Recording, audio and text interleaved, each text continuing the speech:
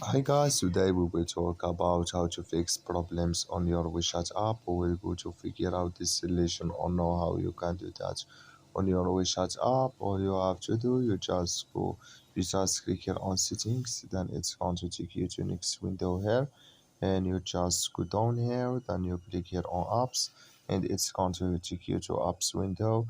Then you just go down here to looking for WeChat app here, so we will go down, then we click here on WeChat, then it's going to take us to next window here, and you just click here on full stop, then you click here on OK, and you go down, you click here on storage, then it's going to take you to storage window, just click here on clear cache, and you click here on clear data, and all you have to do, you just turn off your Wi-Fi and turn on it, and it's going to work with you.